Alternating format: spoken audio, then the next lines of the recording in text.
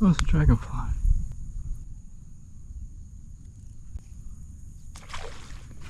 Welcome to Catch, Cook, and Coffee, where I pretend to know what I'm doing with a fishing rod, somehow manage to cook edible meals, and overcomplicate coffee just for the vibe. Doesn't matter if it's freshwater, saltwater, this is caffeine-fueled chaos. Let's get weird.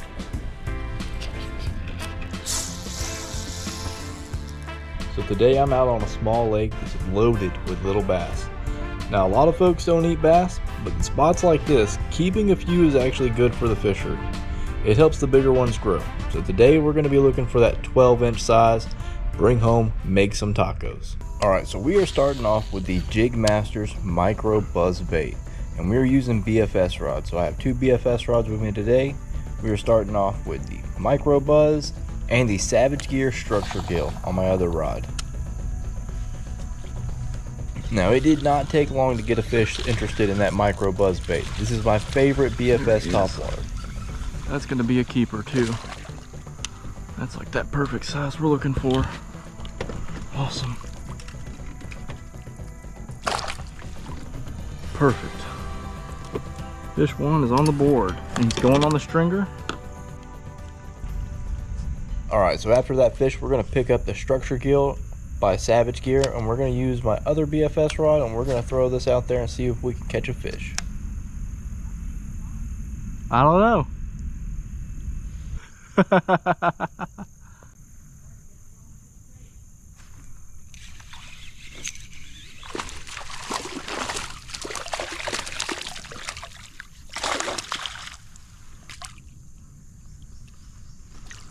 There's number two. You already got a fish on there? Let's see. You got one fish. Right? You got two. How many fish you caught? Two. I've caught two. Whenever I caught that fish a minute ago, I caught one back to back.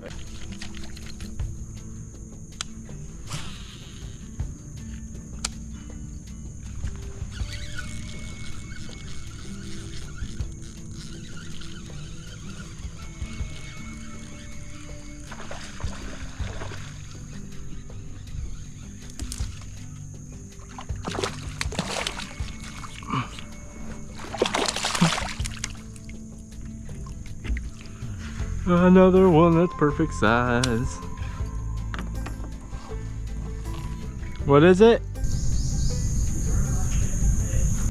You don't know what I'm doing. You don't know what that sound is.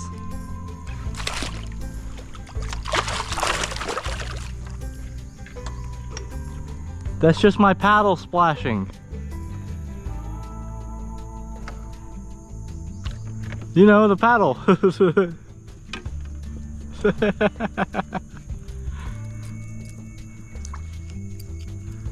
Yep, don't worry, just my paddle. Got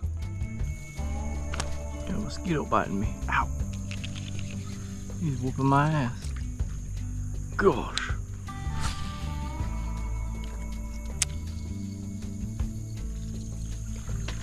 Oh, I looked away for just a second. What just happened?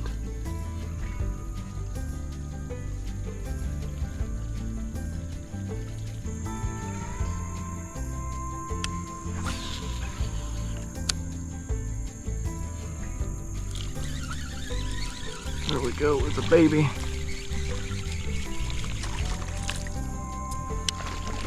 Fish number 4, the baby fish.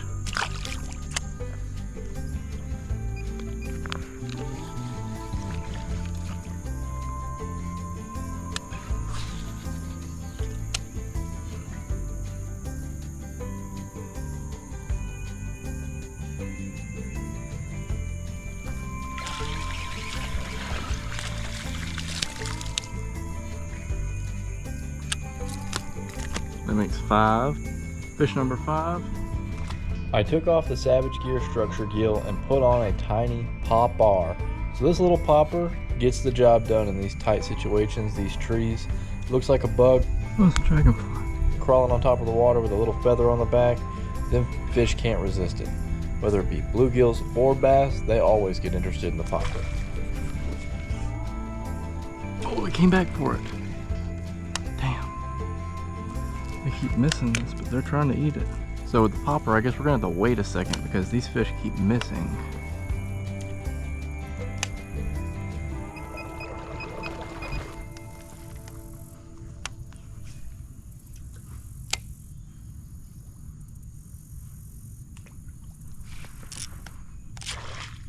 Good gosh. No way. What do I have? Oh, I just have them hooked funny.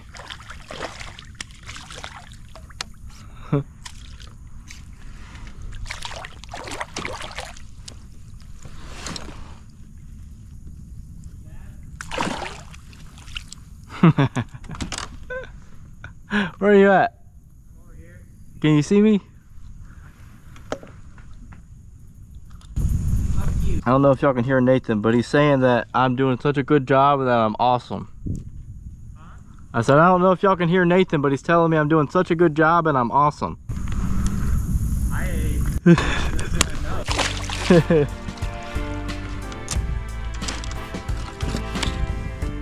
I think that one's the biggest of the day.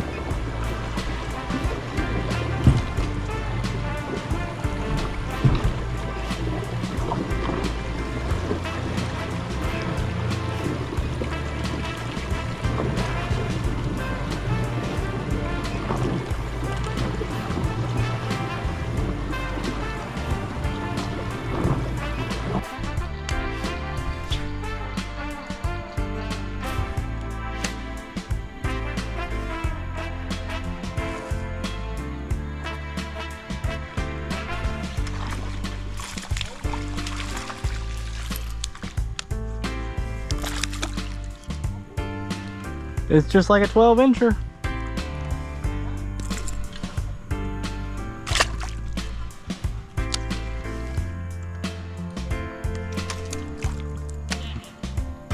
Yeah, that.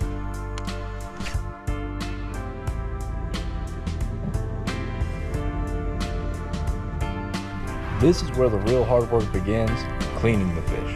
So we're gonna cut these down, get the fillets, and then we're gonna turn these into some tacos.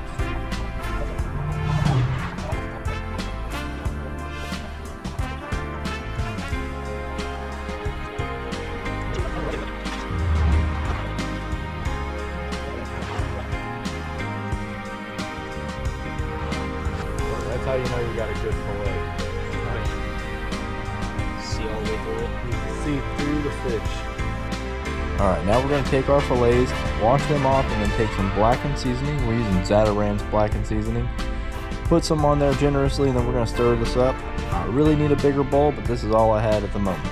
Alright, now we're going to set that in the fridge, and then we're going to get the rest of our ingredients: cilantro, butter, mayonnaise, guacamole, and a red cabbage. Now you're going to cut that red cabbage in half, and then quarter it. Turn that quarter sideways, and cut both of them at the same time into thin strips. Now we're going to make our aioli, our garlic aioli sauce. Take your mayonnaise, a little bit of lime juice, add some garlic powder, and now we're going to use some Italian seasoning. It doesn't really change the flavor too much, but it makes it look a lot prettier.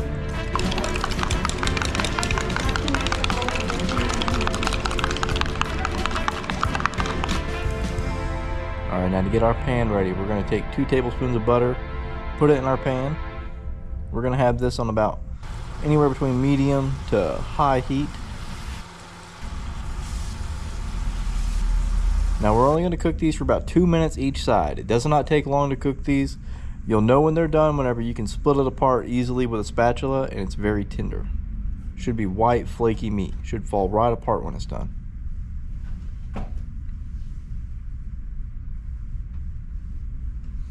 Now to start our coffee, we're going to use a moka pot. We're going to remove the coffee tray. Now today we're going to be using some Community Espresso Blend. Traditionally this is done with like Cafe Bustelo. We're going to fill up the bottom half, put in our coffee tray, fill it all the way up to the top. No need to tamp. We're just going to clean the threads, make sure there's no coffee in the threads. Screw on the top half. Put this on the stove anywhere between a medium to low high heat. You don't want it to be too high because you'll burn the coffee. Now as soon as the first couple drops come off, we need to save that, and we're going to stir that in with some sugar, and we're going to whip that until it becomes a fluffy sauce. And so that's going to be used to make our coffee creamer. And now while we whip that, we're going to put the mocha pot back on the stove and let it brew.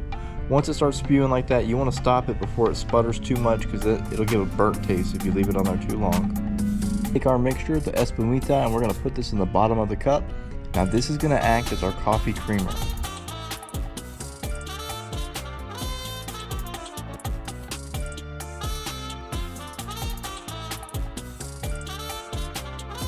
When you pour in the coffee, you'll see that it starts to break and float to the surface. Once we give it a good stir, it's really going to mix up.